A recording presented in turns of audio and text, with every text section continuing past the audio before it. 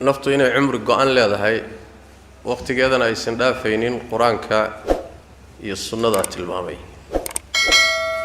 qarabadoo la xidhiidhiyo inay cumriga fidiso ama siyaadisana axaadiis sugan baa sheegay marka cumrigii waa qoran yahay waana go'an yahay haddana waa siyaadaya see la isu waafajinayaa laba siba way isu waafajiyaan culimadu horta mabda'iyan haddii nusuustu sugan tahay laba nas oo sugan quraan ha ahaado xadiis ha ahaado marnaba iskama hor yimaadaan marna dhici karto sababtu waxa weeye hal meel bay ka wada yimaadeen allah bay ka wada yimaadeen wax xagga alla ka yimidna iskama hor yimaado afala yatadabbaruna alqur'ana walaw kana min 'indi ghayri allahi lawajadu fihi ikhtilafan kathira bini aadamka aqli gaaban oo garaad gaaban oo garasho yar oo warkiisu iska hor yimaada laakiin ilaahay waxyigiisu haduu yahay quraan iyo haduu sunno yahay toona iskama hor yimaado taa waa qat'an haday marka ku soo baxdo laba nasood istiraahdo war macnahoodu ama iska hor imaanaya fahamkaaga waay ee nusuusta ma adaa si qalad u fahansan mas'aladan marka hadda su'aashu ku timid culimadu waxay isku waafajiyaan cimriga aadamuhu ilaahay agtiisa waa wax go'an oo qoran oo aan siyaadayn wax la iska bedelayn nusuustan ziyaadada ka hadlaysana waxa laga wadaa ama cimrigii baa ruuxa loo barakaynaya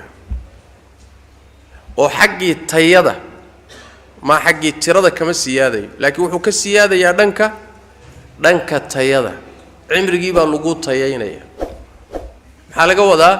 bimacnaa cimrigaagii ayaa ilaahay wuxuu ku waafajinayaa inaad si fiican uga faa'iideysato khayraadka uga faa'iideysato tabac fiican gashato uusan kaa lumin dhankaas siyaada waa la yidhaahdaa oo ruux 90 sano ama 100 sano noolaa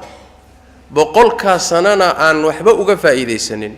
iyo ruux 10 sano noolaa laakiin 10 ka faa'iideystay kooda cimri dheer ruuxa 10 ka faa'iideystay loo barakeeyay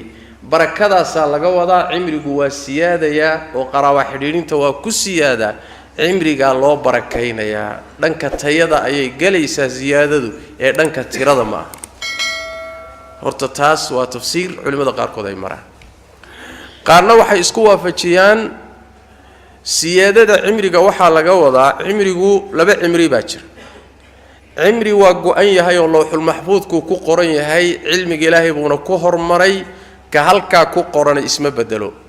waa midka kama dambaysta waxa kale oo jira waraaqo ay malaa'iktu hayaan oo cimrigu ku qoran yahay cimriga ku qoranna laba way mid waa cimri go'an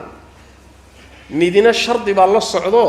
hadduu adoonkaasi sidaa sameeyo u kordhiyo inta ugu dara hadduu sameyn weynana inta ka gooya malaa'ikta waraaqahay hayaan ee ku qoran yihiin bini aadamka cimrigiisu in hal taa laga wado waxa isbedelku ku dhacaya ee gaabanaya ee dheeraanayana inuu yahay cimriga ku qoran waraaqaha malaa'ikta مثلا tusaale waxa noqon kara waxa ku qoran مثلا hebel malaa'iktu waxay haysaa hebel waa 60 jir cimrigiisa 60 ka dhiga waase goorma haduu qaraabadiisa xiriiriyo haduu xiriirin waayana 10 ka gooyo 50 ha lagu dilo markuu 50 gaadho la soo qabto malaa'iktu marka maxay haysaa malaa'iktu waxay haysaa cimriga shardigu la socdo adiga ay ku fiirinayaan ma xiriirin doontaa mise ma xiriirin doontid waraaqaha malaa'ikta ku qoranta ilaahi agtiisana maxaa ku qoran lawxul mahfuudka waxa ku qoran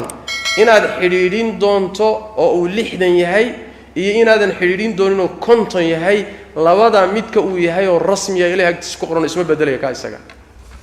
kan malaa'ikta ayaa marka isbeddelku ku dhacaya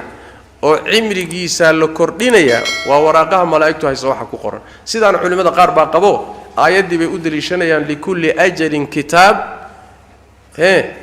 يمحو الله ما يشاء ويثبت وعنده أم الكتاب لوح المحفوظ كأم الكتاب marka isbadbedelku halkaas uu ku